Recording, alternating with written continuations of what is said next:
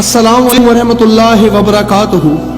Social media के दोस्तों के लिए आज जो मैं पैगाम रिकॉर्ड करवाना चाहता हूँ, खास कर मेरा पैगाम आज मौलाना खादिम हुसैन रिजवी साहब के लिए। उन्हें जाना उन्हें माना, न रखा गैर से काम, लिल्लाह अलहम्द में दुनिया से मुसलमान गया। अल्लाह तबारक व तआला कुरान पाक में फरमाते हैं, एक मोमिन 10 काफरों पे भारी है।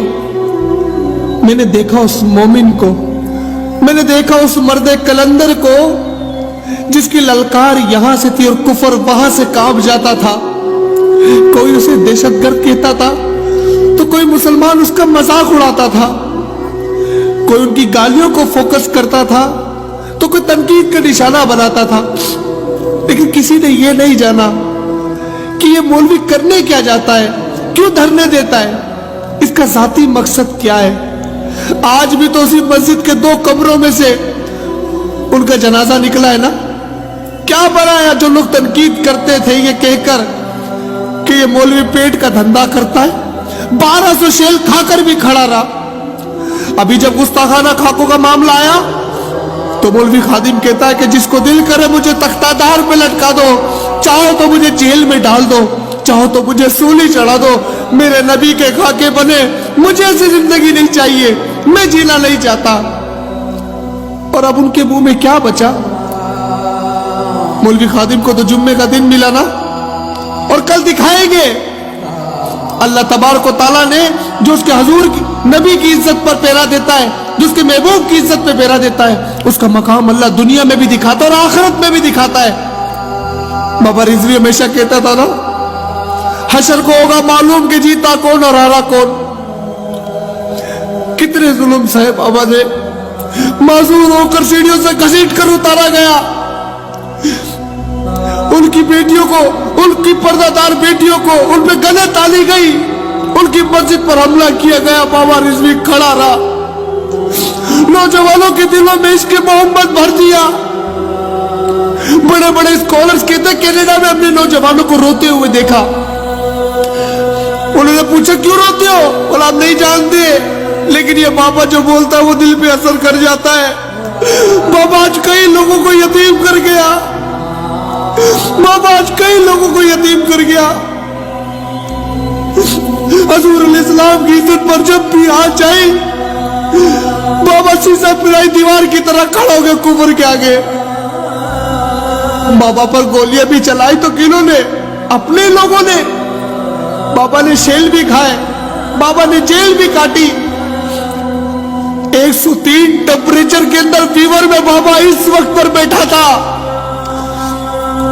जो बाबा इस दुनिया से एक जरिया बन गया उनकी वफात का। अरे जानो ना क्यों 103 टेम्परेचर में बाबा हुजूर अलैहिस्सलाम की लामूस पे पैरा देने के लिए बैठा था। बाबा का दिल छल्ली था।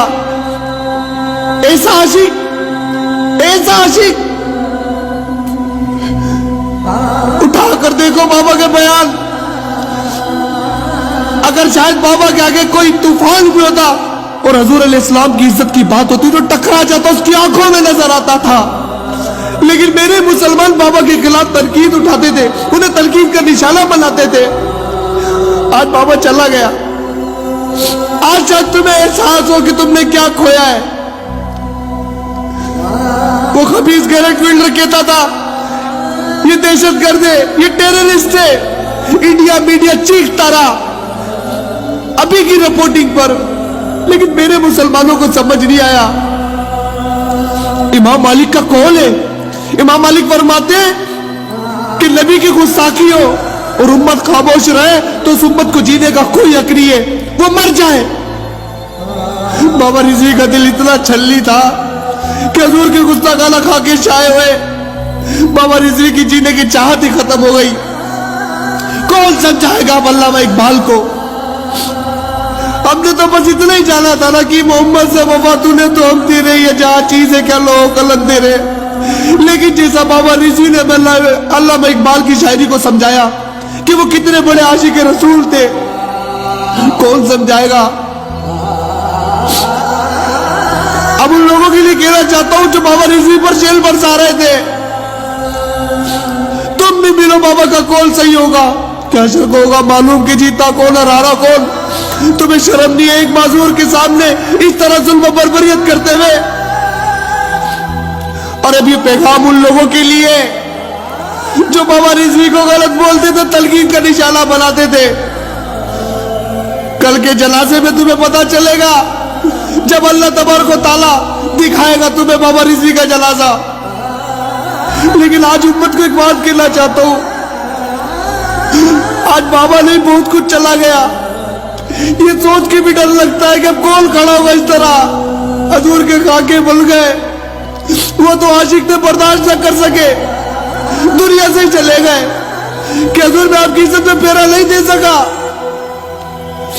जहाद का ऐलान करो तो एक्सट्रीमिस्ट दहशतगर्द बना दिया जाता है। इसका मतलब ये जिस कुत्ते का बस पड़े वो मेरे नबी की शान में कुछ भी करता फिरे।